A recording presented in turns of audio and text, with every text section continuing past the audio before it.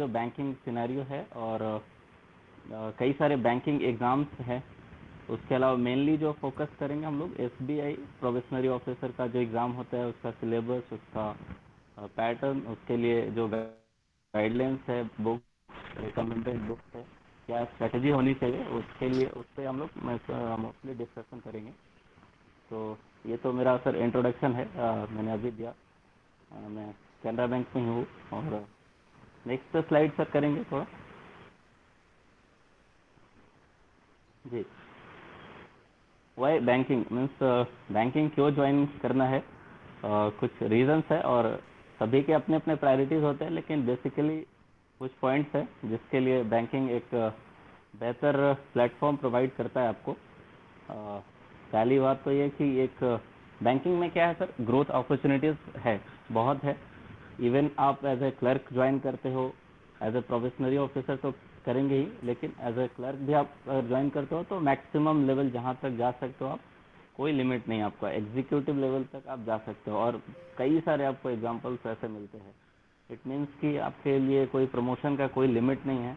Clerk आप join करेंगे तो आप ऑफिसर में करेंगे, मैनेजर बनेंगे, सीनियर मैनेजर, और जो भी हायरार्की है आप मैक्सिमम लेवल तक जा सकते हैं। ऐसा कोई रेस्ट्रिक्शन नहीं है।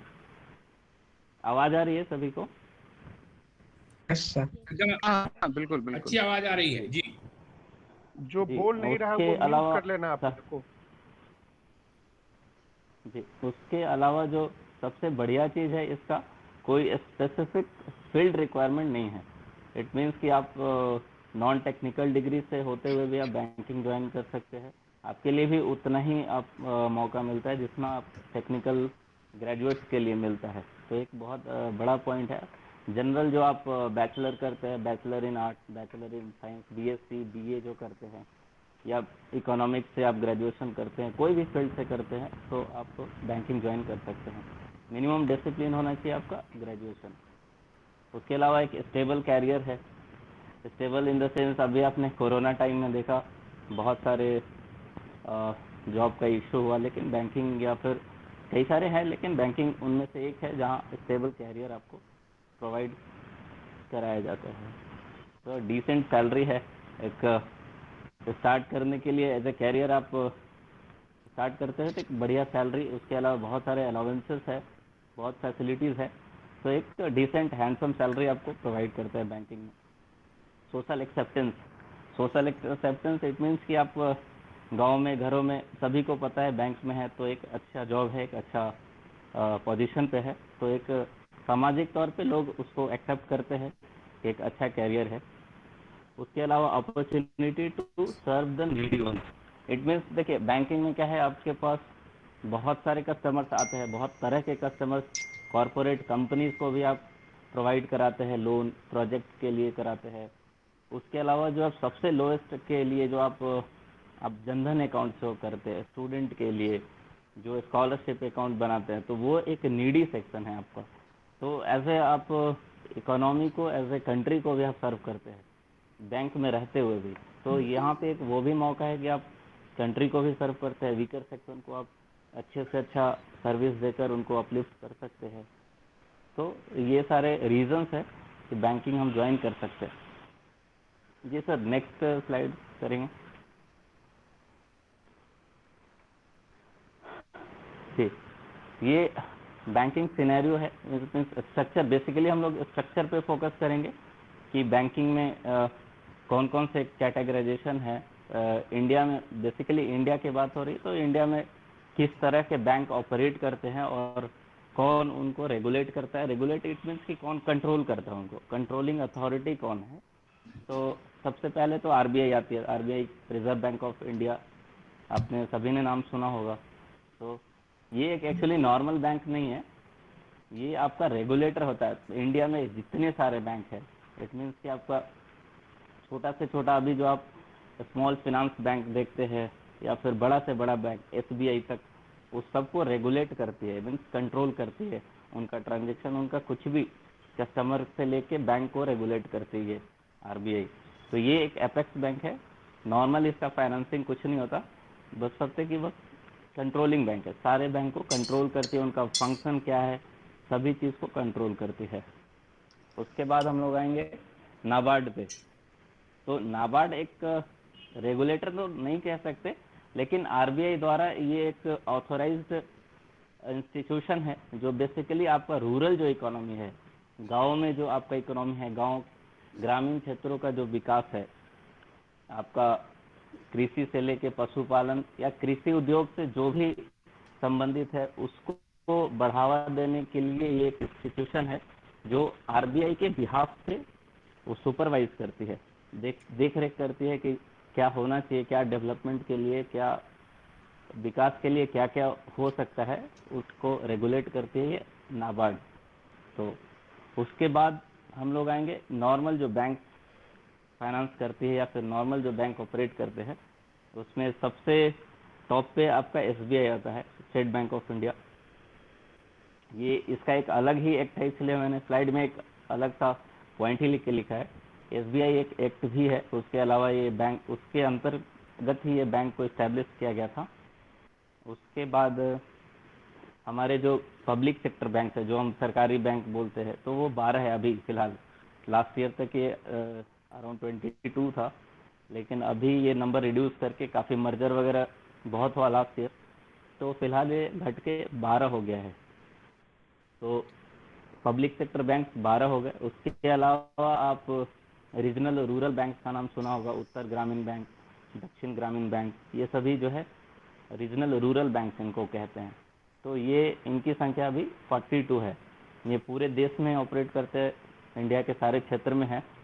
बेसिकली इनका क्या स्ट्रक्चर होता है कि ये 3 इंस्टीट्यूशन से फाइनेंस करके इस्टेब्लिश किए जाते हैं। एक सेंट्रल गवर्नमेंट का इनमें ये स्टेक रहता है, और उसके बाद एक स्टेट गवर्नमेंट का और एक पर्टिकुलर बैंक का, ये तीनों मिला के इस रीजनल रूरल बैंक को इस्टेब्लिश करते हैं।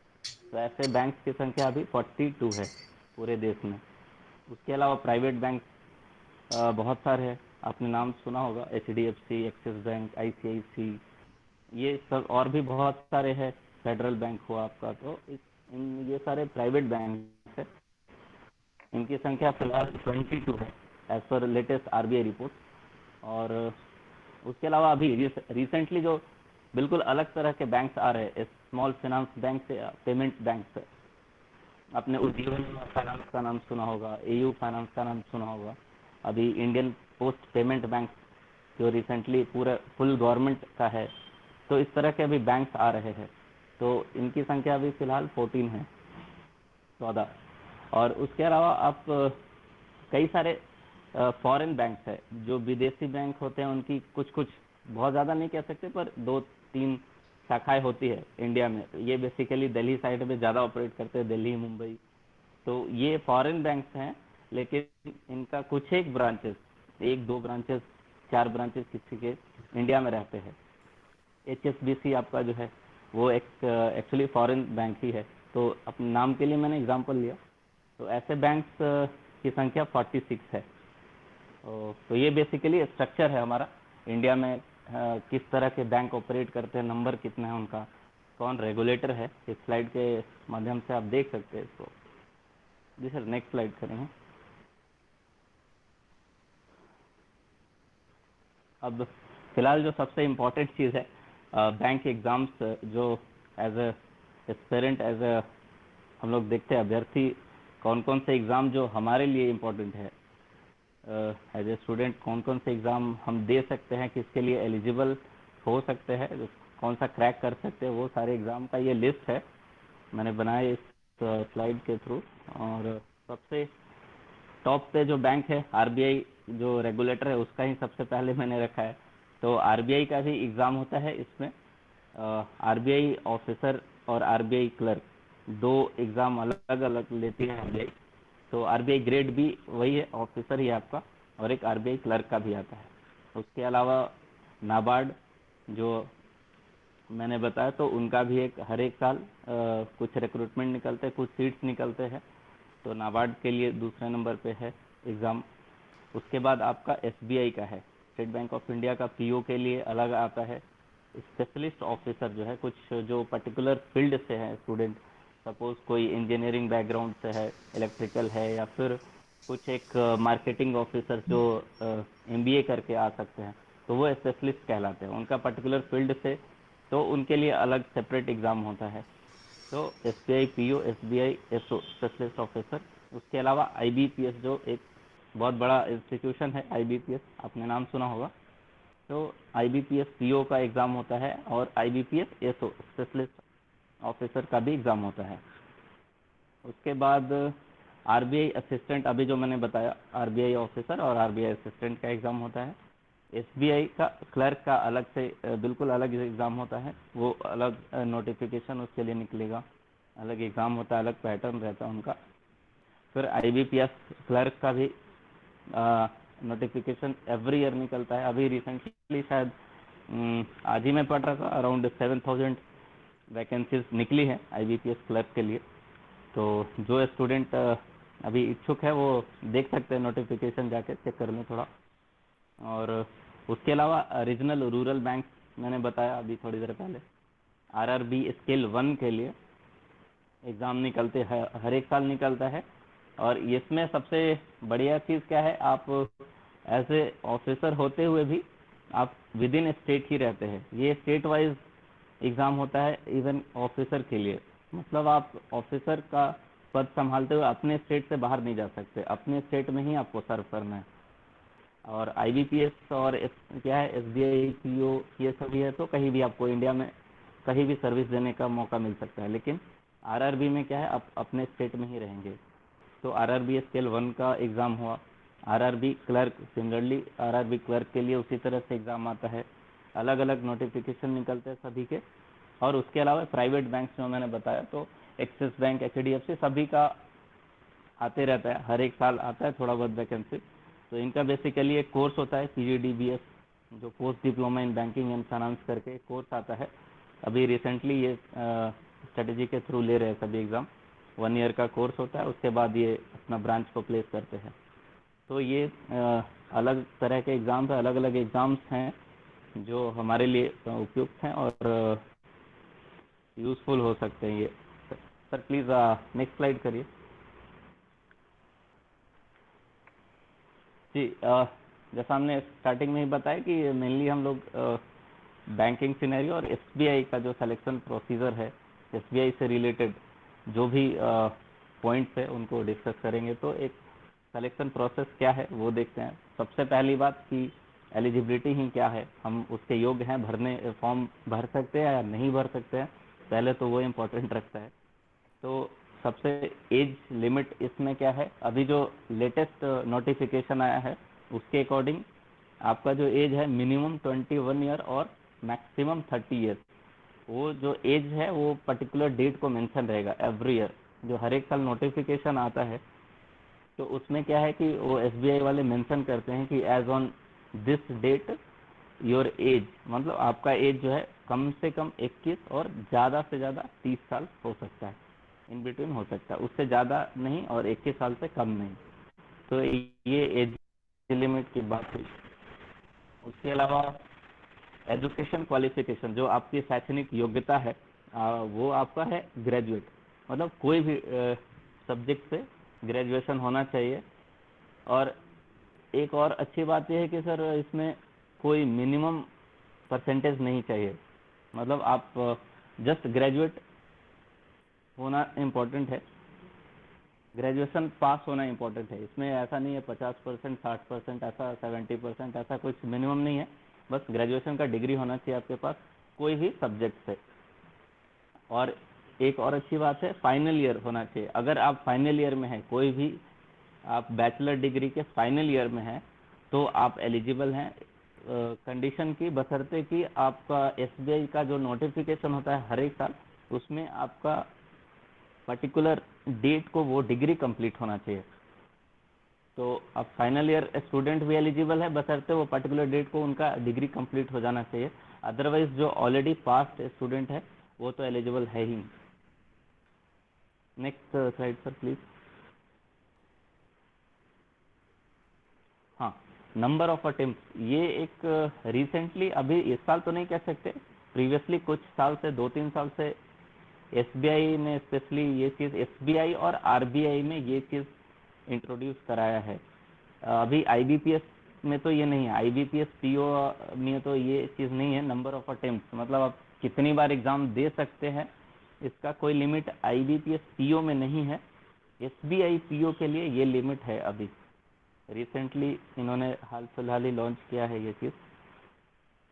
तो आप एसबीआई पीओ के एग्ज़ाम में category wise number of attempt limited है। स्लाइड में देख सकते हैं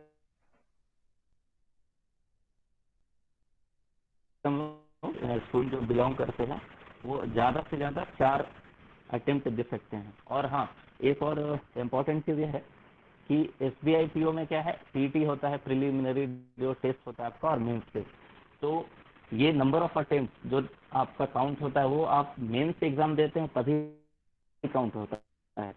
आप पीटी देते हैं तो वो आपका नंबर ऑफ अटेम्प्ट में काउंट नहीं होगा। अगर आप मेंस देते हैं एसबीआई पीओ का तो वो नंबर ऑफ अटेम्प्ट में काउंट होता है। ठीक है। तो जनरल कैटेगरी और या ईडब्ल्यूएस कैटेगरी के लिए number of attempt score limited है। उसके अलावा जो हम फिजिकली चैलेंज जो स्टूडेंट्स हैं पीडब्ल्यूडी, तो उनके लिए जनरल ईडब्ल्यूएस है तो वो 7 अटेम्प्ट लिमिट किए हुए हैं। और ओबीसी या पीडब्ल्यूडी जो कैटेगरी है उनका भी 7 ही है। और एससी एसटी, ये एससी एसटी से जो भी कैटेगरी से बिलोंग करते हैं तो उनके लिए कोई रेस्ट्रिक्शन नहीं है। एससी एसटी कैंडिडेट के लिए कोई वैसा रेस्ट्रिक्शन नहीं है। तो ये रही नंबर ऑफ अटेम्प्ट की बात। अभी नेक्स्ट स्लाइड में देखेंगे और कुछ। सर नेक्स्ट स्लाइड करेंगे। हाँ, stages of SBI PO recruitment, ये 3 स्टेज में बेसिकली एसबीआई पीओ का एग्ज़ाम फाइनल होता है। पहला तो आपका प्रिलिमिनरी एग्जामिनेशन होता है जिसको पीटी हम लोग बेसिकली कहते हैं। पीटी क्वालिफाई करेंगे। पीटी में क्या है, बस आपको एक मिनिमम कट ऑफ क्लियर करना होता है, मिनिमम कट ऑफ पास करना होता है। हर एक साल वो कट ऑफ तो चेंज करता है, खैर वो फिक्स नहीं रहता। तो मिनिमम कट ऑफ पास करेंगे, उसके बाद आप मेन एग्जामिनेशन के लिए एलिजिबल होते हैं। मेंस का फिर एडमिट कार्ड आता है, फिर आप मेंस एग्जामिनेशन में बैठते हैं। मेंस अगर क्लियर होता है तो मेंस का एग्ज़ाम ऐड होता है आपका, जो फाइनल मेरिट लिस्ट हमेशा जो हर एक साल बनता है, तो उसमें 2 तरह के मार्क्स ऐड होते हैं। एक मेंस का एग्जामिनेशन का मार्क्स और एक जीडी और आपका इंटरव्यू जो होता है उसका मार्क्स ऐड होता है। तो ये 3 स्टेजेस हैं, पीटी, मेंस और ये जीडी प्रोसेस, जीडी या ग्रुप डिस्कशन जो कहते हैं, और इंटरव्यू प्रोसेस, ये आपका स्टेजेस हैं। नेक्स्ट स्लाइड में सर देखेंगे और कुछ। जी, फर्स्ट पेज हम लोग पीटी का ही देखेंगे। अभी पीटी में बेसिकली 3 सब्जेक्ट से क्वेश्चन होते हैं। 100 मार्क्स के टोटल क्वेश्चन होते हैं और 1 आवर का एग्जाम होता है। मैक्स मार्क्स भी 100 होता है। ये 3 सब्जेक्ट कौन कौन से वो देखेंगे हम लोग। एक फर्स्ट है इंग्लिश लैंग्वेज, उसमें 30 क्वेश्चन रहते हैं, 30 मार्क्स के। उसके बाद आपका न्यूमेरिकल एबिलिटी जो आप एप्टीट्यूड बोलते हैं, मैथमेटिक्स बेसिकली, वो 35 क्वेश्चंस रहते हैं, 35 मार्क्स के। उसके बाद रीजनिंग एबिलिटी जो आपका रहता है, रीजनिंग 35 क्वेश्चन इनका भी रहता है टोटल नंबर, और मैक्सिमम मार्क्स 35 के ही रहते हैं। उसके अलावा जो मोस्ट इम्पॉर्टेंट थिंग, जो सबसे ज़्यादा इम्पोर्टेंट वो है कि अभी कुछ प्रीवियस कुछ ईयर से इन्होंने जो सेक्शनल टाइम है वो लिमिट कर दिया है। पहले ये चीज़ नहीं था। पहले अगर बताए तो पिछले 3 या 4 साल पहले तक ये चीज़ नहीं था, लेकिन पिछले 3-4 साल से अभी ये sectional cut off means every section के लिए, वो चाहे इंग्लिश हो, आपका मैथ हो या रीजनिंग हो, हर एक सेक्शन के लिए एक लिमिटेड टाइम है। वो टाइमर जैसे ही 20 मिनट्स खत्म होगा तो आपका ऑटोमेटिकली वो आपका सब्जेक्ट चेंज हो जाता है। सपोज ये इंग्लिश के लिए 20 मिनट्स का टाइम है, तो इंग्लिश के लिए 20 मिनट्स आपका टाइमर ऑन रहता है। जैसे ही वो 20 मिनट्स खत्म होगा, नेक्स्ट सेक्शन आपका स्विच हो जाता है। तो उसी तरह 20-20 मिनट का एवरी सेक्शन, सारे सेक्शन इसके 20-20 मिनट के ही है। तो टोटल 1 आवर का आपका एग्ज़ाम होता है 100 मार्क्स का। बेस से आपका कट ऑफ जो भी निकलता है उसके बेसिस पे आप मेंस में क्वालिफाई करते हैं।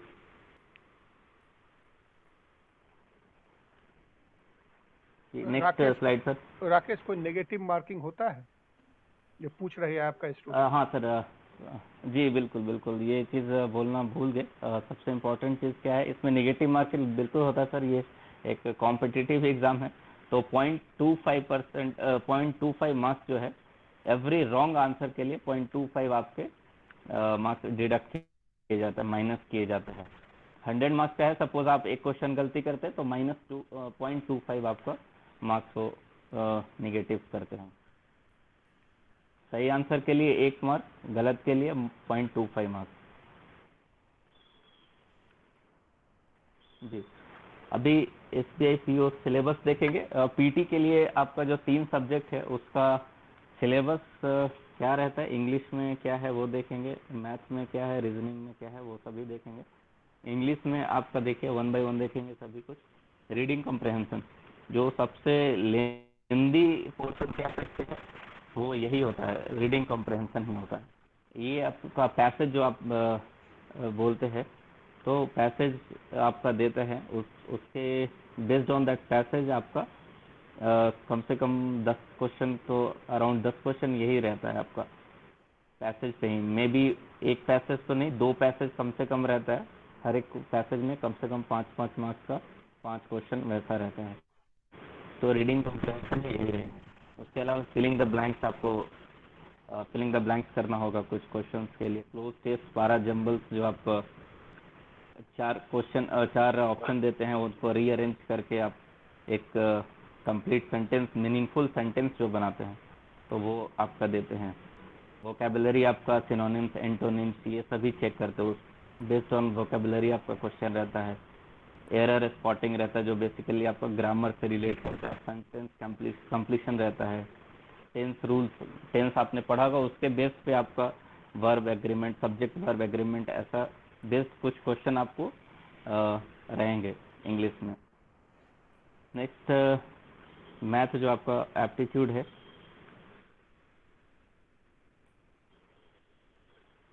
जी, बेसिकली आपका इंग्लिश, आपने किसी ने पूछा है, एनडीए एग्जाम से सिमिलर है। एनडीए और ये सिलेबस तो मोस्टली सारे कॉम्पिटिटिव एग्जाम्स में यही रहता है। आप कोई भी कंपटीशन निकाल के देखो, इंग्लिश का ऑलमोस्ट यही रहेगा। तो ये कह सकते हैं कि बेसिकली एसबीआई का भी सिलेबस एनडीए से सिमिलर रहेगा, बिल्कुल रहेगा।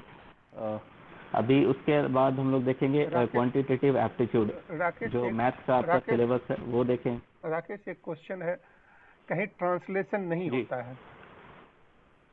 हिंदी में सेंटेंस दिया हुआ नहीं उसको अंग्रेजी में ट्रांसलेशन नहीं होगा ट्रांसलेशन सर। नहीं है ना?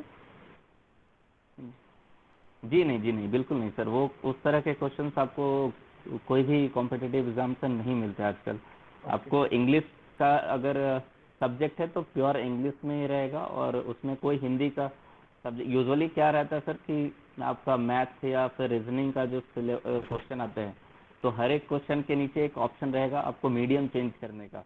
वो इंग्लिश में देख सकते हैं या हिंदी में भी देख सकते हैं। लेकिन ये इंग्लिश, चूँकि इंग्लिश प्योर सब्जेक्ट ही है, तो उसका ऑप्शन नहीं रहेगा। तो हिंदी टू इंग्लिश या इंग्लिश टू हिंदी, ऐसा कोई ट्रांसलेशन का भी ऑप्शन नहीं रहेगा, और क्वेश्चन भी नहीं रहते ट्रांसलेशन बेस पे। तो वो चीज़ ध्यान रखना होगा। ये जो सिलेबस है ये कंप्लीट एसबीआई का सिलेबस ही है, और इसमें कोई ट्रांसलेशन, जो भी सिलेबस है इसी पे बेस्ड आपका वो चेक करेंगे इंग्लिश का नॉलेज आपका। उसके बाद हम लोग देखते हैं क्वांटिटेटिव एप्टीट्यूड, मैथ्स का सिलेबस है। तो सिंप्लीफिकेशन या अप्रॉक्सीमेशन जो रहता है वो आप पढ़े होंगे। ये एक्चुअली बेसिकली क्या है, 10th तक का ही सिलेबस है। 10th से बाहर बिल्कुल कोई सब्जेक्ट आप उठाइए, मैथ हो, रीजनिंग हो, इंग्लिश हो, सिलेबस 10th तक का ही रहता है। बशर्ते स्टैंडर्ड जो रहता है, चूँकि ये कंपटीशन है सर, बोर्ड का एग्ज़ाम नहीं है, तो कंपटीशन में थोड़ा नंबर ऑफ वैकेंसी लिमिटेड रहते हैं, तो उसके लिए टफ क्वेश्चन को थोड़ा सा टफ बना दिया जाता है, ताकि अ, अभी profit patient combination, work and sequence and series, simple and interest and interest, time and, ये सभी आपने आप 10th का जो आपने मैथ बिहार बोर्ड से हैं, तो 10th अगर बिहार बोर्ड से, तो 10th मैथमेटिक्स पे तो बहुत ज़्यादा फोकस करते हैं बिहार बोर्ड में। तो ये लोग आप तो भली बात इस चीज़ से परिचय होंगे ही, और अच्छा नॉलेज भी होगा उम्मीद करते हैं मैथ में। अभी और भी सिलेबस का कुछ क्वेश्चन अगले स्लाइड में हम देखेंगे। सर अगला स्लाइड करेंगे प्लीज।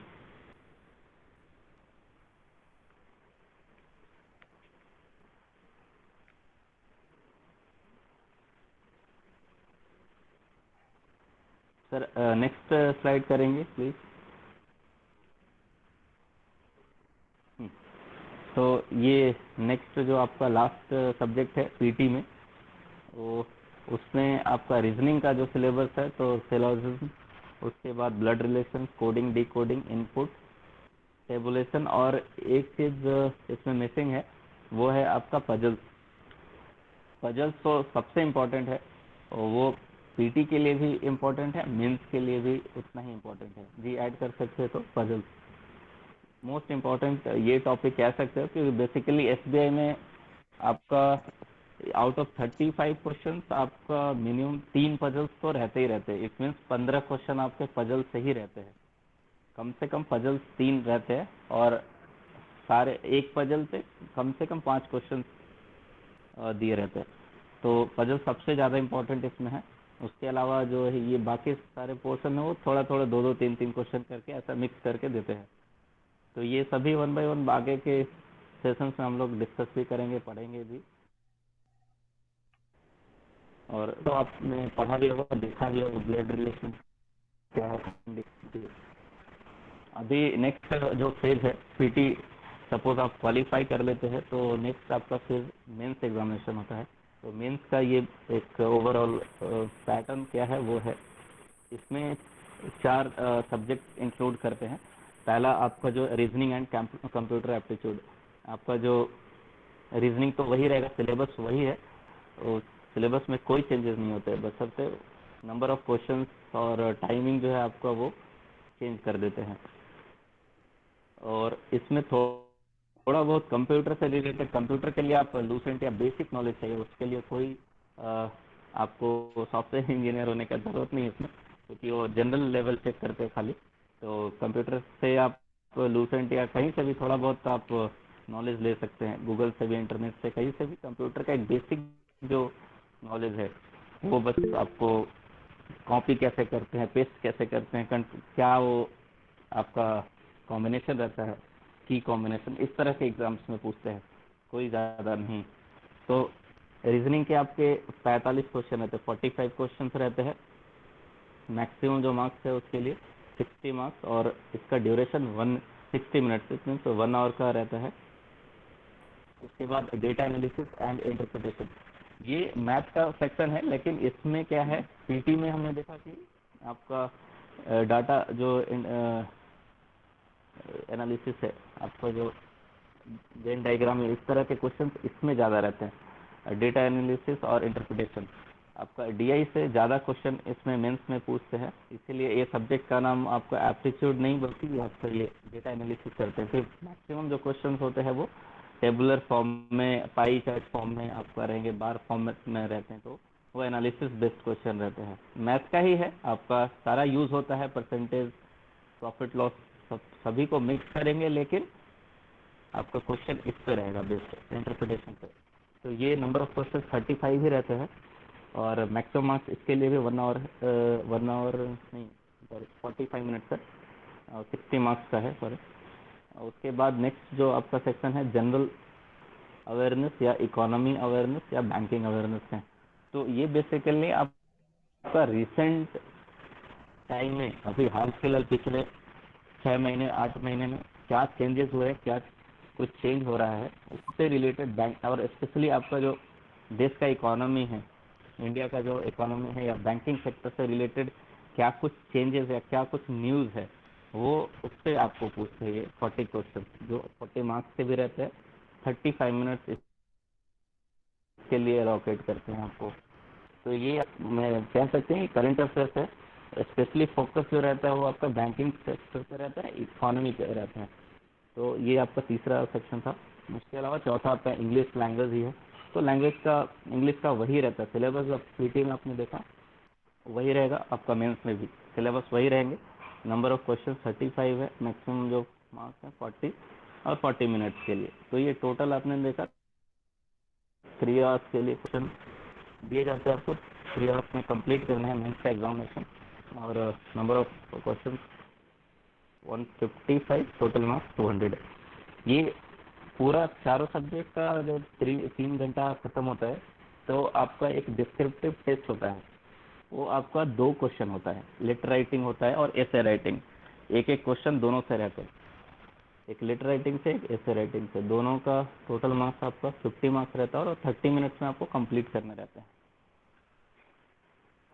जी नेक्स्ट स्लाइड करेंगे सर।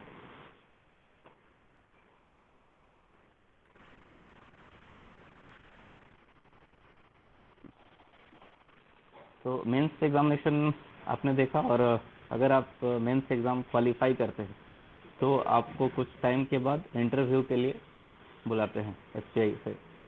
और जैसा मैंने बताया था, मेंस एग्जामिनेशन और ये इंटरव्यू प्रोसेस दोनों का मार्क्स ऐड होता है फाइनल मेरिट लिस्ट बनाने में।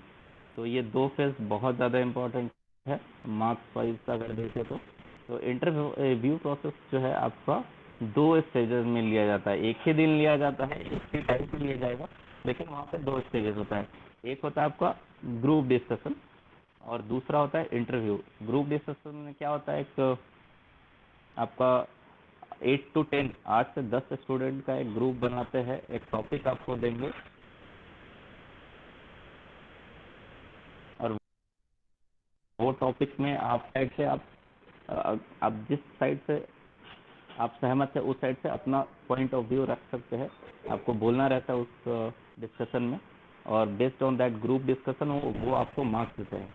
तो वो 20 मार्क्स का होता है, ग्रुप डिस्कशन 20 मार्क्स का होता है। और ग्रुप डिस्कशन के बाद इंटरव्यू होता है। ये ऐसा नहीं है ग्रुप डिस्कशन के बेस पे आपको डिस्क्वालीफाई करते हैं। आपको जब इंटरव्यू में बुलाते हैं तो वो दोनों स्टेप लेंगे, वो ग्रुप डिस्कशन में भी आपको शामिल करेंगे, उसके बाद इंटरव्यू में भी शामिल करेंगे। तो ग्रुप डिस्कशन के बाद आपको इंटरव्यू लिया जाता है, पर्सनल जो इंटरव्यू होता है वो 30 मार्क्स का। वो पर्सनल इंटरव्यू में आपको कोई भी फील्ड से क्वेश्चन पूछ सकते हैं, बैंकिंग से हो सकता है, या फिर आप कोई पर्टिकुलर फील्ड से आपने जो बैचलर कंप्लीट किया है, वो चाहे आर्ट्स से हो, साइंस से हो, टेक्निकल कोई भी डिग्री हो, तो आपका कहीं से भी पूछ सकते हैं। करंट जो आपका करंट अफेयर्स से कुछ क्वेश्चन पूछ सकते हैं, अभी देश में क्या चल रहा है, कंट्री में क्या चल रहा है, तो कहीं से भी क्वेश्चन पूछ सकते हैं। तो मेंटली आपको वो एक्चुअली वहाँ पे जज करते हैं कि आप कितना स्ट्रांग है, क्योंकि बैंकिंग में क्या है, थोड़ा मतलब प्रेशर, वर्क प्रेशर रहता है। तो आप उस वर्क प्रेशर को हैंडल कर सकते हैं नहीं कर सकते हैं, तो वो प्रेशर क्रिएट करते हैं इंटरव्यू के प्रोसेस में। तो वो चीज़ 30 मार्क्स का होता है। तो आपका ओवरऑल जो इंटरव्यू प्रोसेस 50 मार्क्स का, 20 प्लस 30 मार्क्स का होता है। उसके बाद फाइनल सिलेक्शन जो आपका मेरिट लिस्ट रेडी करते हैं। तो मेरिट लिस्ट में बताया मैंने, मेंस का एग्ज़ाम और ये इंटरव्यू का एग्ज़ाम का जो मार्क्स है दोनों ऐड करके एक मेरिट लिस्ट बनाएंगे।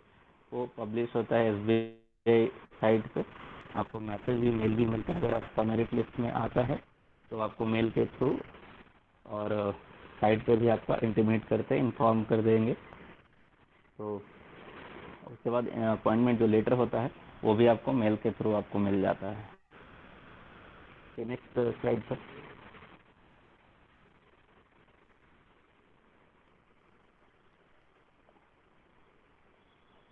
सर हाँ, ये सैलरी की बात है। एसबीआई पीओ में जो स्टार्टिंग सैलरी है और पोस्टिंग, तो ये बेसिक पे है आपका 41,960, जो अभी लेटेस्ट जो बाइपर्टाइट सेटलमेंट बोले तो एवरी 5 ईयर्स में एक बार बैंकिंग में वेज रिवीजन जो कह सकते हैं लूज सेंस में, तो वो हर एक 5 साल में एक बार होता है। तो अभी जो लेटेस्ट रिवाइज हुआ है सैलरी, तो आप जब एसबीआई ज्वाइन करते हैं एज ए प्रोबेशनरी ऑफिसर, तो आपका बेसिक पे जो रहता है ये 41,960 रुपीज़ पर मंथ। अभी इसके बाद आपको बेसिक पे ही आपका डियरनेस अलाउंस और एचआरए, आपका बहुत सारे अलाउंसेस ऐड होके, तो आपका जो सैलरी रेंज होता है 52,000 टू 55,000 मिनिमम आपका आता है। और इसके अलावा आपको ये सैलरी के अलावा बहुत सारे अलाउंसेस एवरी मंथ आपको प्रोवाइड करते हैं। जैसे आपको क्वार्टर रेंट प्रोवाइड करते हैं, मेडिकल प्रोवाइड करते हैं, आपको पेट्रोल अलाउंस प्रोवाइड करते हैं, न्यूज़पेपर के लिए होता है, मोबाइल फैसिलिटी, मोबाइल बिल आपको देते हैं। पेपर बिल देते हैं, तो ये सारे अलग है apart from this cash salary in hand. Next आपका है पोस्टिंग। तो पोस्टिंग आप नोटिफिकेशन जब निकलता ही है तो उस टाइम ही आपका एक कंडीशन रहता है कि एज अ ऑफिसर आपको कंट्री में इंडिया में कहीं भी आपको पोस्टिंग दिया जा सकता है। ये आप नहीं रख सकते कि मैं बिहार का हूँ, बिहार में रहूँगा, चाहे यूपी का हूँ, यूपी में ही सर्च कर सकते हैं, नहीं। एटलीस्ट वन टेन्योर, मतलब एक टेन्योर के लिए आपको कहीं भी रह सकता है। अगर आपको बिहार पोस्टिंग में हो गया बिहार में ही तो अच्छी बात है, अदरवाइज कहीं भी साउथ में, साउथ के बहुत सारे स्टेट है, वहाँ भी भेज सकते हैं, वेस्टर्न स्टेट्स में भेज सकते हैं, कहीं भी नॉर्थ ईस्ट में भी भेज सकते हैं। तो पोस्टिंग के लिए आपको रेडी रहना होगा कि कहीं भी आपको भेजा जा सकता है। जी नेक्स्ट स्लाइड करेंगे। हाँ, सबसे जो चैलेंजिंग होता है, ये सारे तो हमने पढ़ा कि कैसे क्या किया जा सकता है, अभी क्या है एग्ज़ाम कैसे क्लियर करना है, वो सबसे इम्पोर्टेंट चीज़ है। तो एग्ज़ाम के लिए सबसे जो सब्जेक्ट पूछे जाते हैं उससे ठीक रहना पड़ेगा। और आपने देखा इंग्लिश, मैथ और रीजनिंग। मैथ तो एक आपने 10th तक अच्छे से बनाया होगा, लेकिन बिहार बोर्ड स्टूडेंट के लिए थोड़ा सा मुश्किल होता है इंग्लिश के लिए। तो एसपी बख्शी, उसके अलावा जो आपका एप्टीट्यूड है, मैथ और रीजनिंग, ये तो मैं बोलूँगा कि आप सबसे इम्पोर्टेंट है प्रीवियस ईयर बुक्स। आप किसी के बोलने से आपको पता एग्जैक्टली नहीं चलता है कि क्वेश्चन किस तरह के रहते हैं और आपका क्या प्रिपरेशन लेवल है, वो इम्पोर्टेंट, दोनों को एक मैच करना इम्पोर्टेंट होता है कोई भी एग्जामिनेशन क्रैक करने के लिए। क्वेश्चन का पैटर्न, क्वेश्चन का लेवल और आपका प्रिपरेशन लेवल एक हद तक टैली होना ज़रूरी है। तो आप जब तक क्वेश्चन, प्रीवियस ईयर क्वेश्चन देखेंगे नहीं तो आपको पता नहीं चलेगा कि क्वेश्चन एग्जैक्टली किस तरह के आते हैं और आपका लेवल क्या है। तो उसके लिए मैंने ये सबसे इम्पोर्टेंट जो बताया, प्रीवियस ईयर क्वेश्चन ज़रूर देखें। एसबीआई का अरिहंत का आप ले सकते हैं, अरिहंत पब्लिकेशन का जो बुक आता है प्रीवियस ईयर का, तो वो आप एक बुक ले सकते हैं। नहीं तो अगर आप ऑनलाइन, आपके पास कोई ऑप्शन है, मोबाइल है, लैपटॉप है, तो आप पीडीएफ भी डाउनलोड करके वो भी देख सकते हैं। जो नहीं कर सकते उनके लिए अरिहंत पब्लिकेशन का बुक आता है, एसबीआई पीओ का प्रीवियस ईयर क्वेश्चन बैंक, तो वो आप कहीं से भी मार्केट से मिल जाएगा। आपका इंग्लिश, मैथ और रीजनिंग, ये तीनों का हमको डेली प्रैक्टिस करना बहुत ज़रूरी है। प्रैक्टिस सबसे ज़्यादा इस बैंकिंग में या कोई भी कंपटीशन आप करते हैं तो प्रैक्टिस सबसे ज़्यादा ज़रूरी है। ये प्रैक्टिस बहुत ज़्यादा ज़रूरी है। डेली कम से कम 2 से 3 क्विज करें हर एक सेक्शन के, मैथ के, इंग्लिश के, रीजनिंग के। और ये क्विजेस तो आपको बहुत सारे ऐप से इजीली अवेलेबल हैं, तो वो आप देख सकते हैं। प्रैक्टिस और प्रीवियस ईयर क्वेश्चन बैंक, वो बहुत ज़्यादा इम्पोर्टेंट है। उसके बाद इंग्लिश के लिए स्पेशली मैंने थोड़ा रीडिंग हैबिट्स अगर आप डेवलप करें, क्योंकि आपने देखा इंग्लिश एक मेजर पोर्शन है पीटी और मेंस के लिए। और इंग्लिश में पहले क्या था कि एक स्मॉल पैसेज, इजी पैसेज दे के और उस पर एक साधारण सा क्वेश्चन रहता था। अभी का जो ट्रेंड है तो उसमें क्या होता है कि इंग्लिश सबसे ज़्यादा लेंदी कह सकते हैं। लेंदी इन द सेंस कि पैसेज तो रहता ही है जितना, उसके बाद जो आपका क्वेश्चन रहता है वो रहता है, क्वेश्चन में जो 4-5 ऑप्शन रहते हैं वो सभी 5 ऑप्शन 2-2, 3-3 लाइन के रहते हैं। तो आपके पास इतना अगर प्रैक्टिस नहीं है, रीडिंग हैबिट नहीं है, तो आपको क्वेश्चन पढ़ने में ही वो आधा से ज़्यादा टाइम निकल जाता है। समझना तो दूर है, क्वेश्चन पढ़ने में ही, क्योंकि एक क्वेश्चन के 4 से 5-5 ऑप्शन रहते हैं, usually A B C D E तक ऑप्शन रहता है और हर एक ऑप्शन मिनिमम 2-3 लाइंस के रहते हैं। पैसेज वाले जो क्वेश्चन है तो उसकी बात कर रहे हैं। तो वो रीडिंग हैबिट जिसका ज़्यादा अच्छा रहेगा तो इजीली वो ज़रूरत भी नहीं पड़ता पूरा क्वेश्चन अच्छे से पढ़ने, क्वेश्चन समझ ले, पूरा आंसर, सारे आंसर को पढ़ने का ज़रूरत नहीं है अगर क्वेश्चन समझ जाए तो आपका रीडिंग हैबिट्स वहाँ पे काम बहुत करता है, टाइम सेव करता है आपका।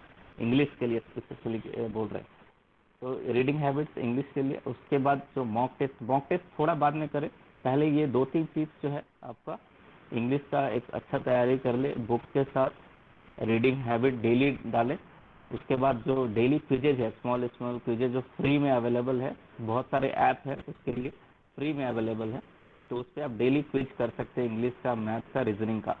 और ये ऑनलाइन मॉक टेस्ट कुछ दिनों के बाद करें, जब आपको लगे कि कुछ तैयारी हुआ है तो आप mock test in the sense कि आपको जो एक्चुअल एग्ज़ाम होता है मॉक टेस्ट वैसा ही आपको घर में या फिर मोबाइल पे लैपटॉप है तो वहाँ पे आप ये सब्सक्राइब करके और आप कुछ एक मॉक टेस्ट देख सकते हैं, ताकि आपको मालूम पड़ता है कि आपका प्रिपरेशन लेवल कहाँ तक है और कितना अभी और ज़रूरत है, कौन कौन सा सेक्शन में अभी ज़रूरत है। टाइम मैनेजमेंट सबसे इम्पोर्टेंट, जो मॉक टेस्ट से सबसे ज़्यादा बेनिफिट मिलता है वो टाइम मैनेजमेंट का रहता है, क्योंकि वहाँ पे आपका इवन कि सेक्शन का कट ऑफ, सेक्शन का जो टाइम है वो फिक्स है 20 मिनट्स पीटी के लिए, और मेंस में आपने देखा 1 आवर, किसी का 45 मिनट्स, तो वो टाइमर फिक्स है, वो तो चलते रहता है। वो आपका जो अगर टाइम मैनेजमेंट सही है तो कर पाएंगे, नहीं तो कई कबार होता है कि कोई पर्टिकुलर क्वेश्चन में स्टूडेंट फंस जाते हैं और वहाँ पे उस क्वेश्चन में ही लगे रह जाते हैं, उससे क्या होता है 2-3 मिनट एक्स्ट्रा चला जाता है और फिर दिमाग फ्रस्ट्रेट हो जाता है, तो आने वाला क्वेश्चन भी थोड़ा मुश्किल लगने लगता है, तो वो पैनिक हो जाता है। तो उसके लिए मॉक टेस्ट बहुत इंपॉर्टेंट है, बहुत यूजफुल है थोड़ा, लेकिन ये है कि थोड़ा प्रिपरेशन करने के बाद, कुछ प्रिपरेशन हो जाए उसके बाद आपको लगे कि मेरा प्रिपरेशन कुछ लेवल तक हुआ है, तो मॉक टेस्ट ज्वाइन करके आप अपने प्रिपरेशन लेवल को चेक कर सकते हैं, कितना हुआ है कितना बाकी है। एक्यूरेसी पे फोकस करना है।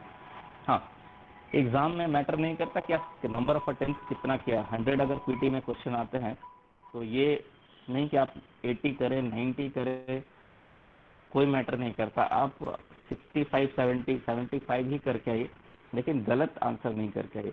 जो क्वेश्चन पे आप 110% श्योर है वही क्वेश्चन करिए, क्योंकि एक क्वेश्चन आपका अगर गलत होता है तो आपका क्या करते हैं, वो क्वेश्चन गलत हुआ और साथ साथ आपका 0.25 मार्क्स भी कट होता है। मेंस में भी वही होता है, आपका 0.25 करके कट होता है, 25% वहाँ पे होता है, क्योंकि कोई क्वेश्चन एक से ज़्यादा मार्क्स के भी रहते हैं, कोई क्वेश्चन 1 मार्क्स का भी रहता है, तो वहाँ पे 25% रहता है क्वेश्चन का, तो आपको डिडक्ट होता है। तो एक्यूरेसी जी। सर मेरा एक सवाल था सर, जो आपने एसबीआई, एसओ और आईबीपी के बारे में बता रहे थे, जी उस पर एक बार फिर से उसको सर समझा दीजिए। जी, एसबीआई, एसओ और आईबीपीएस का। एसबीआई हेलो एसओ और आईबीपीएस एसओ सर। जी, देखिए एसओ का फुल फॉर्म हुआ स्पेशलिस्ट ऑफिसर। अब स्पेशलिस्ट नाम से ही पता चलता है कि आपका जो ग्रेजुएशन हुआ है या फिर आपने अगर एमबीए किया है तो आप स्पेशलिस्ट है, मीन्स ग्रेजुएशन आप पर्टिकुलर फील्ड से अगर किए, सपोज कि आपका इलेक्ट्रिकल इंजीनियर जो होते हैं इंजीनियरिंग करने के बाद, तो उनके लिए भी वैकेंसी स्पेशली आता है। मे भी ज़्यादा नहीं, नंबर ऑफ वैकेंसी मे भी हार्डली 10 12 15 20 ऐसे ही रहते हैं, लेकिन वो चूंकि स्पेशलिस्ट है, स्पेशल सब्जेक्ट से उन्होंने करा है, और बैंक का रिक्वायरमेंट रहता है इलेक्ट्रिकल इंजीनियर के लिए या फिर कंप्यूटर इंजीनियर के लिए, तो वो पर्टिकुलर फील्ड से किया है और उनका रिक्वायरमेंट उसी फील्ड से है, तो उसके लिए अलग से वैकेंसी वो निकालते हैं, उसी को स्पेशलिस्ट ऑफिसर कहते हैं।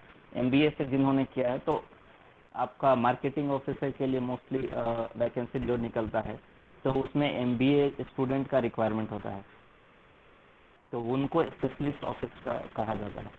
तो उसके लिए सेपरेट वैकेंसी होता है, वो आप उसके लिए आप चिंता ना करें। आप अगर जनरल फील्ड से हैं, नॉर्मल ग्रेजुएट है, तो आप एसबीआई सीईओ पे ही फोकस करें, एसओ का आपसे लेना देना नहीं रहेगा। अगर आपने जनरल से किया है तो वो कुछ एक वैकेंसी निकलता है स्पेशलिस्ट के लिए। जी, अभी रिसेंटली अगर आप एसबीआई पीओ का तैयारी कर रहे हैं तो अभी हाल फिलहाल ही वैकेंसी निकला है, अभी भी डेट है। अगर आप तैयारी कर रहे हैं, एलिजिबल है, आपका ग्रेजुएशन हो चुका है, तो आप उसको कृपया फिल कर दें फॉर्म भर। सवाल वही था कि कोचिंग का रोल कितना इम्पोर्टेंट है। जी, वही वही कृपाल जी वही बोल रहे हैं कि कोचिंग का रोल बोल रहे इंडिविजुअल पे डिपेंड करता है, आपका क्या है, आप किस बैकग्राउंड से किस उन्हें देते लेवल तक थोड़ा बहुत भी प्रिपरेशन है, इंग्लिश का, मैथ का, बात रीजनिंग का समझ है या नहीं है। हम ये भी नहीं कह सकते कि कोचिंग का बिल्कुल रोल ही नहीं है, या फिर ये भी नहीं कह सकते कि कोचिंग का रोल है ही। विदाउट कोचिंग भी बहुत सारे स्टूडेंट ने क्रैक किया है एग्जाम।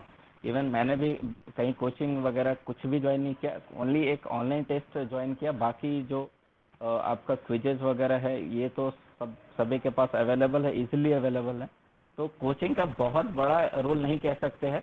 हाँ, जिनको बिल्कुल ही समझ नहीं होता है, जो मतलब जिनका 10th तक का अगर बिल्कुल कंप्लीट भी नहीं है, 10th भी अगर ढंग से अच्छा सा नहीं पढ़ा है, तो थोड़ा बहुत कोचिंग का हेल्प ले सकते हैं। अदरवाइज जिन्होंने 10th अच्छे से किया है, ईमानदारी पूर्वक जिन्होंने ऑनेस्टली 10th किया हुआ है, उनके लिए तो हम यही बोलेंगे कि कोचिंग का विशेष रोल नहीं है।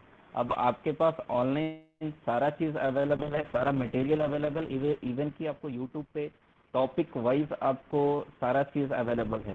चाहे कोई टॉपिक हो, मैथ का कोई टॉपिक उठाइए, रीजनिंग का कोई टॉपिक उठा लीजिए, इंग्लिश का कोई उठा लीजिए, तो यूट्यूब पे भी आपको सारे चीज़ अवेलेबल है, वो भी बिल्कुल फ्री में अवेलेबल है। तो कोचिंग का बहुत बड़ा रोल नहीं कह सकते इस पर। आपको सेल्फ कॉन्फिडेंस रखना है, अपने पे विश्वास रखना है आपका एवरी डे। आपको हाँ ये है कि आप बिना प्रैक्टिस का कोई दिन गुजारे नहीं। अगर आप खाना खा सकते हैं डेली, सोना है, तो आप प्रैक्टिस भी डेली करना है। अगर आप एग्ज़ाम में ईमानदारी पूर्वक लगे हुए हैं एग्ज़ाम का तैयारी में, तो आपको ये चीज़ प्रैक्टिस तो डेली करना है। और प्रैक्टिस से ही सुधार का गुंजाइश है, सुधार होगा, एग्ज़ाम निकलेगा, कोई दिक्कत सर जो कैशियर का पोस्ट होता है बैंकिंग में, वो किस मतलब ग्रेड में आता है? वो क्लर्क में या उससे हाँ, कोई नीचे का कोई पोस्ट होता है? वो क्लर्क है सर। नहीं नहीं, बिल्कुल नहीं नहीं नहीं, नीचे का नहीं है, ऊपर का भी नहीं, बिल्कुल क्लर्क ही है।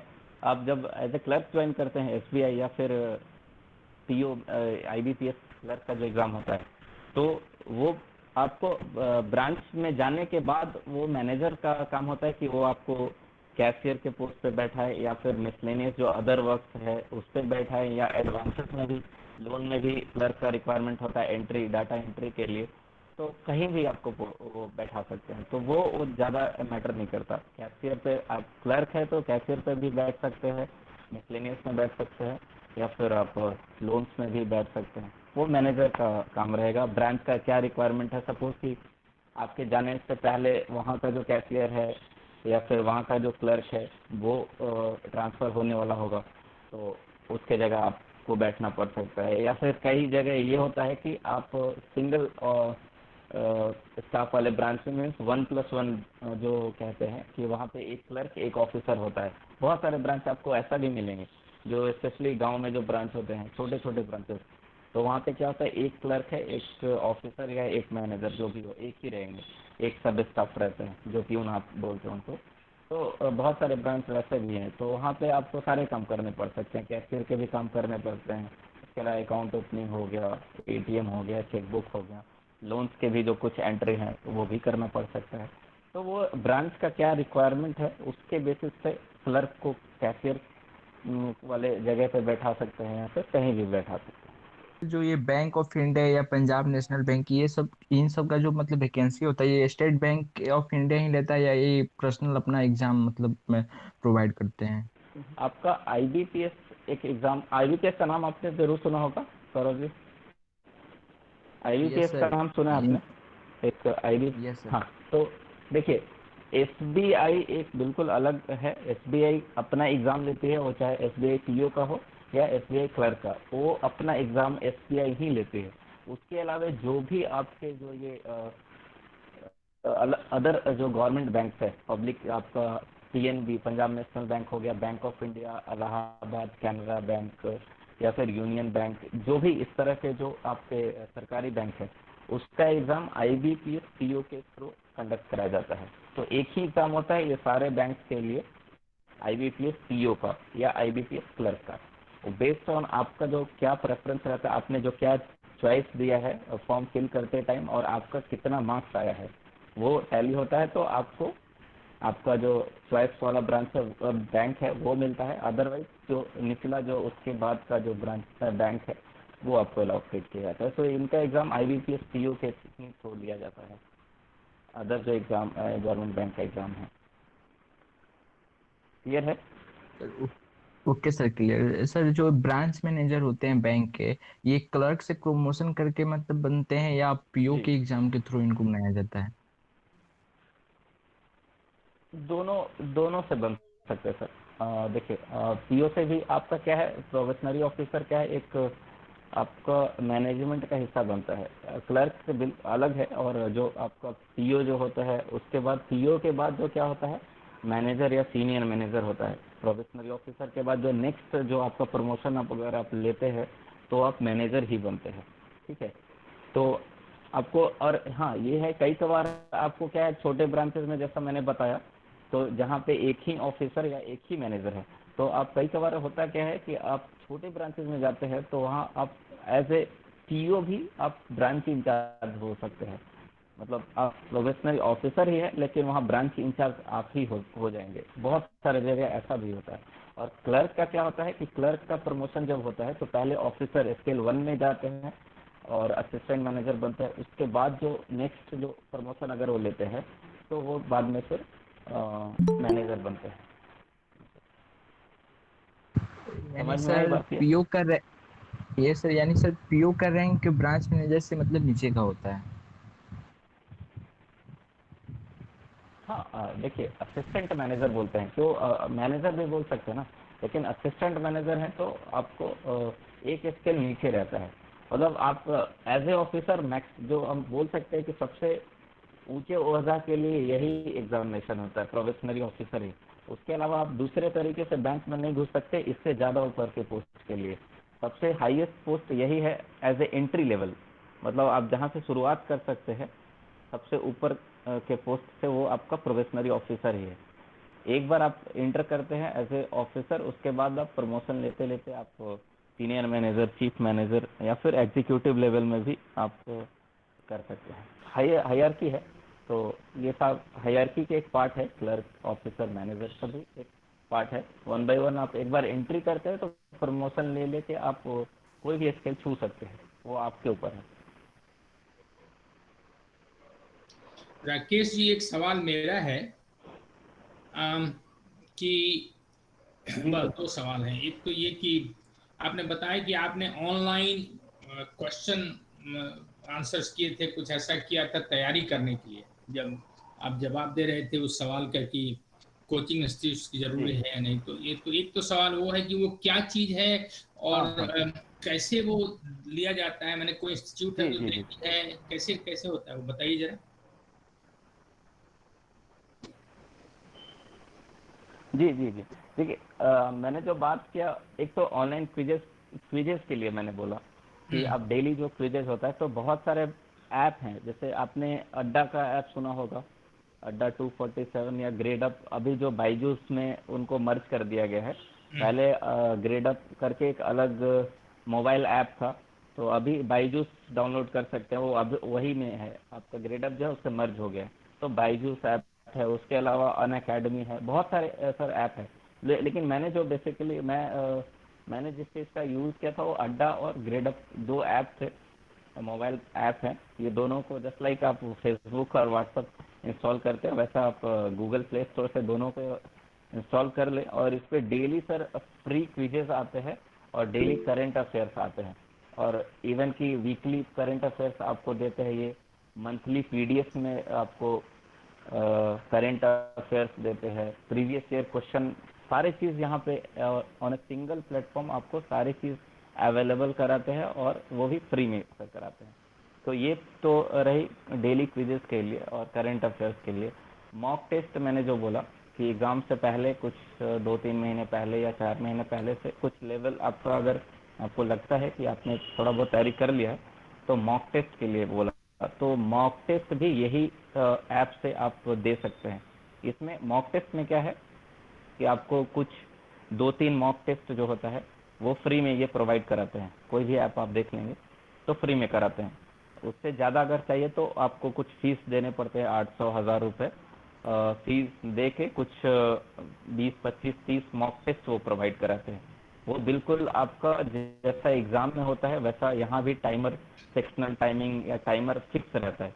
वो बिल्कुल एग्ज़ाम वाला फीलिंग देता है मॉक टेस्ट। और वैसा ही बिल्कुल इनका जो वैल्यूएशन होता है सब कुछ, तो उससे आपका कट ऑफ यहाँ भी देते हैं और यहाँ भी बताएंगे कि आपका कट ऑफ क्लियर हुआ नहीं हुआ, आपको किस सेक्शन में कितना मार्क्स आया। तो ये सारे एक सिंगल प्लेटफॉर्म पे मैंने बताया, और गूगल प्ले स्टोर से आप डाउनलोड करा सकते हैं, कोई भी स्टूडेंट डाउनलोड कर सकते हैं जिनके पास स्मार्टफोन है।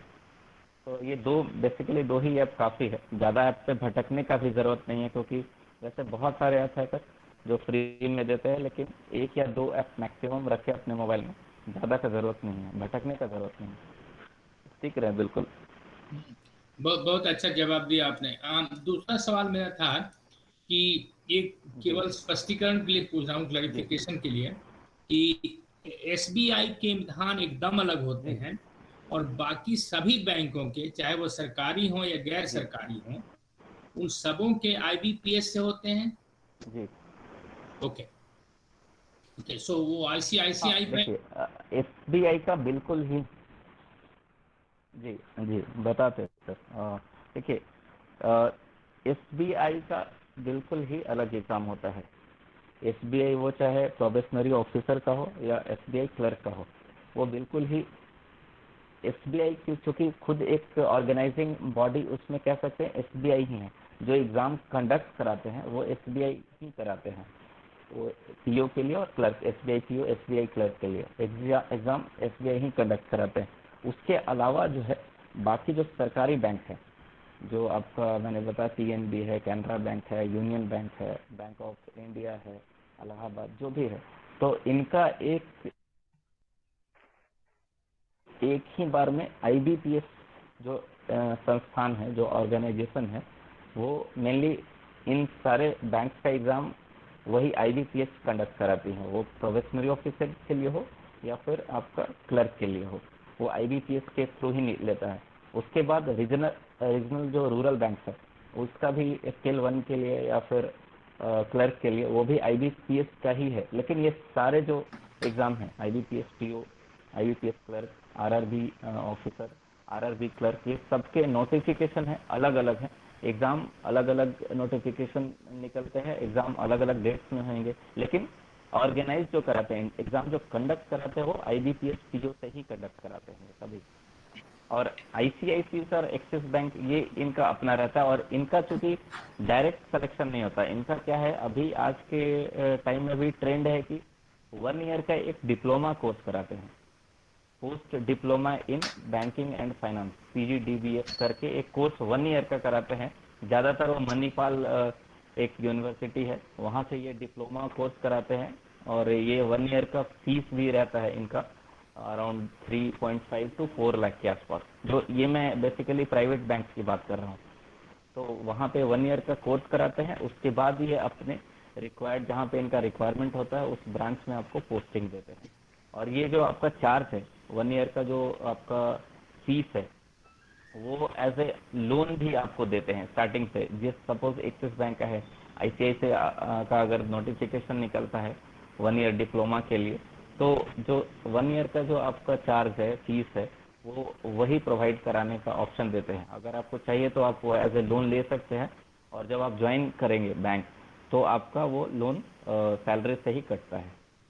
तो ये प्राइवेट बैंक की बात कर रहा हूँ सर। बाकी सरकारी का मैंने बताया, IBPS PO, IBPS clerk, RRB officer, RRB clerk, ये सभी आईबीपीएस पीओ, आईबीपीएस के थ्रू ही सारे बैंक का एग्ज़ाम ये लिया जाता है। और एसबीआई का बिल्कुल अलग है, एसबीआई का एसबीआई खुद ही लेती है एग्ज़ाम, वो चाहे क्लर्क हो या फिर ऑफिसर।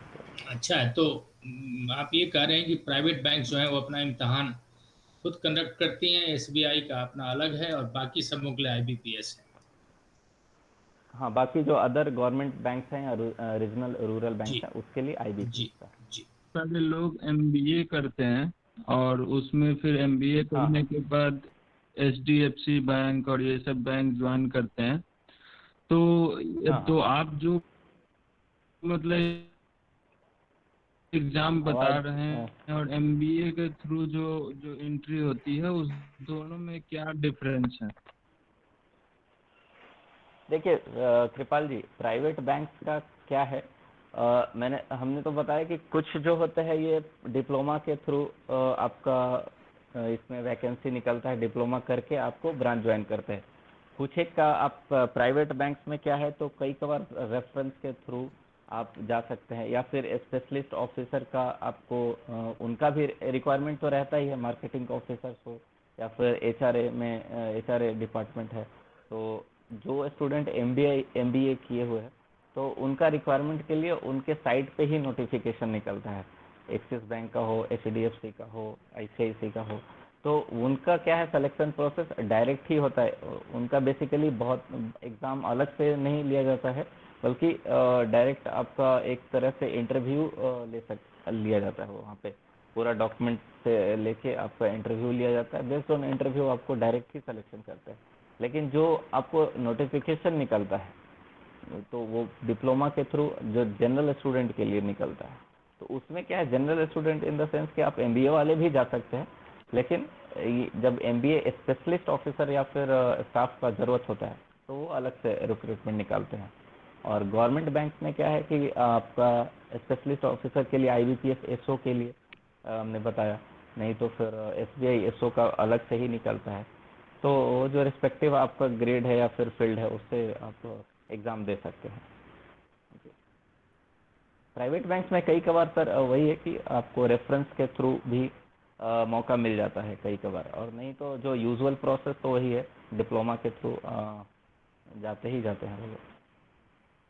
तो अभी जो हाँ सर। अपॉर्चुनिटीज है हिंदुस्तान में, वो प्राइवेट बैंक्स में ज़्यादा है या सरकारी नौकरियों में ज़्यादा है, सरकारी बैंक्स में ज़्यादा है, एसबीआई मिला के, आरबीआई मिला के? नहीं सर, हाँ ये एक चीज़ बहुत अच्छा सवाल है। बैंक्स में सर क्या है कि आपको बहुत सारे अपॉर्चुनिटीज़ मिलते हैं। सपोज़ कि आप एसबीआई में फेल कर गए, सपोज़ वर्स्ट केस आप यही हो सकता है कि आप पीटी क्वालिफाई नहीं हुआ, ठीक है। तो इस केस में क्या है कि ज़्यादा आपको डिमोरलाइज होने का ज़रूरत नहीं है, क्योंकि मे बी विद इन 1-2 महीने के अंदर कोई और आपका एग्ज़ाम वेट करता ही करता है। बैंक में ऐसा ही है सर, क्योंकि आपको एसबीआई पीओ का है, उसके ये एक अलग एग्ज़ाम है, एसबीआई क्लर्क का फिर निकलता है, वो अलग एग्ज़ाम है। इसके अलावा अब आईबीपीएस में आप देख लीजिए, तो आईबीपीएस में आपका प्रोबेशनरी ऑफिसर है, स्पेशलिस्ट ऑफिसर अगर है तो ठीक है, अदरवाइज आईबीपीएस पीओ का, आईबीपीएस क्लर्क का, आईबीपीएस आरआरबी स्केल 1 का, या फिर आईबीपीएस क्लर्क का, ये आईबीपीएस आरआरबी क्लर्क। तो इतने सारे एग्ज़ाम हैं। उसके अलावा भी कुछ कुछ जो आपको एग्ज़ाम ये आरआरबी का, ये सॉरी आरबीआई, जो आपका रिजर्व बैंक ऑफ इंडिया का आपको ग्रेड बी के लिए जो निकलता है ऑफिसर स्केल का, वो जो जॉब है उसके लिए है। आरबीआई क्लर्क के लिए अलग से निकलता है। आरबीआई ऑफिस असिस्टेंट के लिए भी अलग से निकलता है। नाबार्ड के लिए आपका वैसा ही प्रोसेस है सर, ग्रेड बी के लिए निकलेगा, फिर नाबार्ड क्लर्क के लिए भी निकलता है। तो इतने सारे अपॉर्चुनिटीज़ है आपके पास। अगर एक में फेल्योर होते हैं तो आपका नेक्स्ट टाइम वेट कर रहा है, दूसरा एग्ज़ाम वेट ऑलरेडी कर रहा है, तो आप टाइम वेस्ट ना करके दूसरे एग्ज़ाम पे फोकस कर सकते हैं। तो मौके बहुत सारे सर, अपॉर्चुनिटीज़ तो बहुत है। और प्राइवेट बैंक में ये नहीं कह सकते, देखिए प्राइवेट बैंक में एक्चुअली प्रॉब्लम क्या है कि आपको फ्रैंकली बताए तो एकदम से पब्लिश नहीं करते कि मतलब इतने, हाँ कुछ एक बैंक्स हैं कई बार हर एक ईयर पब्लिश करते ही है, लेकिन बाकी चूंकि प्राइवेट बैंक के भी इतने सारे ब्रांचेस है, एचडीएफसी है, एक्सिस बैंक है, आईसीआईसी है, इतने सारे ब्रांचेस, इतने सारे स्टाफ है, लेकिन जितने स्टाफ है उसके अकॉर्डिंग उनके वैकेंसीज दिखते नहीं। तो हम कह सकते हैं कि वो बेसिकली ज़्यादातर रेफरेंस से ही उनका सिलेक्शन होता है।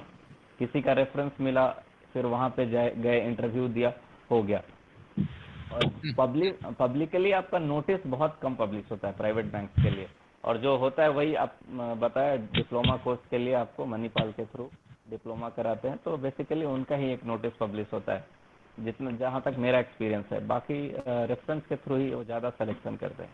और जो गवर्नमेंट बैंक है या फिर एसबीआई है, आरबीआई है, नाबार्ड है, तो इनका तो ऑफिशियली पब्लिश होता ही है, पब्लिकली नोटिस निकलता है, नोटिफिकेशन निकलता है। तो इसमें अपॉर्चुनिटीज है सर बहुत सारे हैं। और अगर देखा जाए तो मेरे हिसाब से 8 से 10 एग्ज़ाम आपको हर एक साल मिलते हैं, मतलब देने के लिए। ये गवर्नमेंट सेक्टर वाले जो बैंक है उसकी बात कर रहे हैं, तो 8 से 10 एग्ज़ाम बहुत होते हैं। अगर आपका तैयारी एक अच्छे लेवल पे है तो किसी एक में निकल जाए तो काफ़ी है हमारे लिए, तो सेटलमेंट एक जॉब काफ़ी है। तो मौके हैं, बशर्ते कि तैयारी आपका उस लेवल का होना चाहिए। बहुत अच्छे, बड़ा अच्छा जवाब दिया आपने। राकेश जी, मेरा एक क्वेश्चन है कि जी अगर भरत मैं जी अभी बोलिए। ग्रेजुएशन में एंट्री किया हूँ, ग्रेजुएशन में अभी एडमिशन लिया हूँ और हाँ मुझे हाँ। जॉब बैंकिंग की चाहिए 3 इयर्स डाउन द लाइन, तो क्या हम्म। स्ट्रेटेजी होनी चाहिए? आपने कौन सा सब्जेक्ट से ग्रेजुएशन में एडमिशन लिया? इंग्लिश। इंग्लिश से लिया। कहाँ पे है आपका? कौन सा कॉलेज से सर? कोलकाता का कॉलेज है। एक्चुअली ये जी मेरे जी। लिए नहीं, मैं किसी के और के लिए पूछ रहा हूँ। ओके ठीक है सर। तो देखिए, आपने इंग्लिश सब्जेक्ट से लिया तो एक उम्मीद करते हैं कि थोड़ा सा आपने 10th तक तो जो भी स्टूडेंट है तो अच्छे से ही पढ़ा होगा। और बुक्स जो मैंने एसपी बख्शी का बनाया, अभी आपके पास पर्याप्त समय है। 3 इयर्स का कोर्स है एक नॉर्मल ग्रेजुएशन। तो आप अभी से ही आप जो है, मैंने बुक्स जो स्लाइड्स में बताया एसपी बख्शी का, वो बनाए और डेली क्विजेज स्टार्ट कर दे। डेली क्विज सबसे इम्पोर्टेंट है इस पूरे प्रक्रिया में। डेली क्विजेस का बहुत बड़ा इम्पोर्टेंस है। करंट अफेयर्स अभी बिल्कुल ना पढ़े, क्योंकि करंट अफेयर्स आपका बैंकिंग में सबसे ज़्यादा जो है लास्ट 6 इयर्स का, सॉरी 6 मंथ्स का ही पूछता है। बहुत ज़्यादा तो 1 साल का, लास्ट 1 ईयर का। सपोज आज एग्ज़ाम है तो आज से लास्ट 1 ईयर का क्वेश्चन पूछता है करंट अफेयर्स से मैक्सिमम।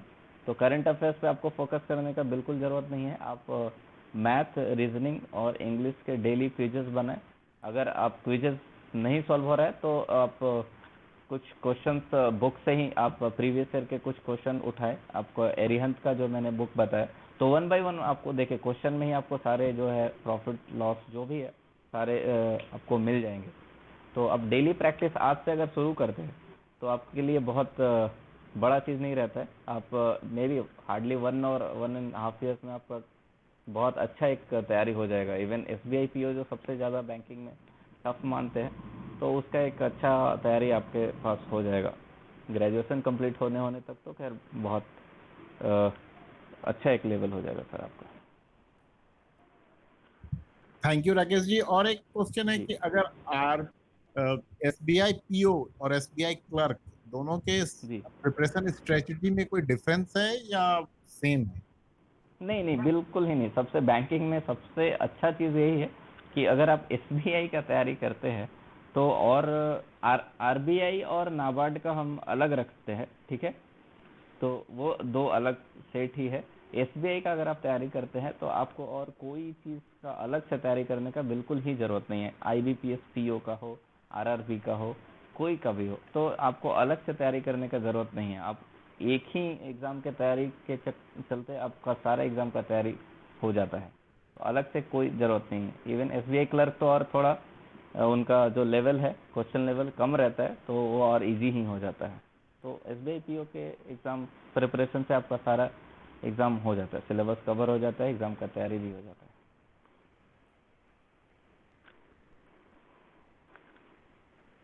Okay, thank you. ये आरबीआई असिस्टेंट और ग्रेड बी के लिए नेक्स्ट सेशन में क्वेश्चन करेंगे। जी जी बिल्कुल करो जी। ठीक है, सभी का धन्यवाद। अब शायद कोई है नहीं वैसे। नहीं, बहुत लोग सर हैं अच्छा मेरे ख्याल से राकेश जी। अम, जी। और किसी को कुछ कोई सवाल हो तो पूछें। शिव जी कुमार जी, मेरे बिल्कुल। ख्याल से अगर सवाल ना हो तो बंद किया जाए सेशन। जी बंद करने का हम सोच रहे हैं, केवल 2 चीज